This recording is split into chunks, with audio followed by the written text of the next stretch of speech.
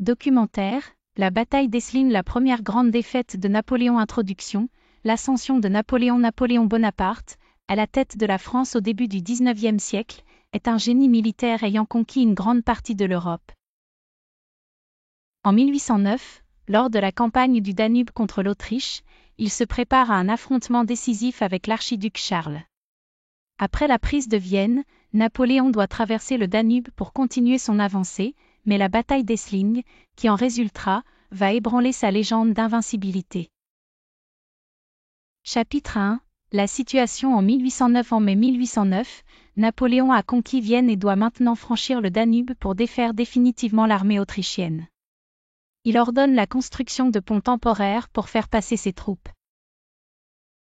Cependant, l'archiduc Charles, à la tête de l'armée autrichienne, prépare un plan pour frapper Napoléon pendant cette phase critique.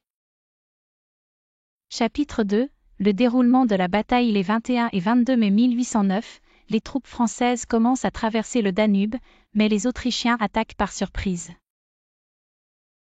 Ils ciblent les ponts flottants, empêchant les renforts français de rejoindre le champ de bataille. Piégés, les soldats français doivent se battre dans les villages d'Essling et d'Aspern contre une armée autrichienne bien préparée et supérieure en nombre. Malgré la bravoure des soldats français et le génie tactique de Napoléon, la situation se complique. Jean Lannes, l'un des plus brillants maréchaux de Napoléon, se distingue particulièrement dans les combats, mais est gravement blessé et succombe quelques jours plus tard.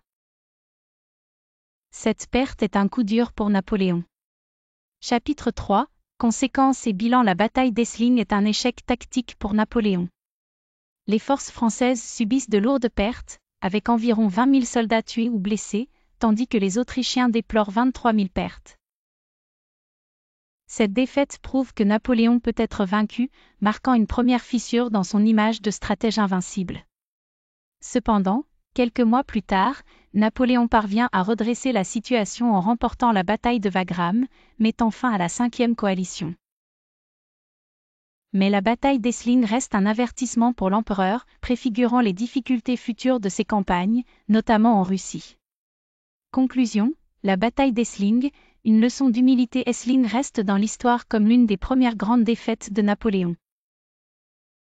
Elle souligne la complexité des guerres modernes et l'importance de la logistique dans la stratégie militaire. Ce revers ne marque pas la fin de sa domination, mais il montre que même un empereur comme Napoléon peut vaciller sous la pression d'un adversaire habilement préparé.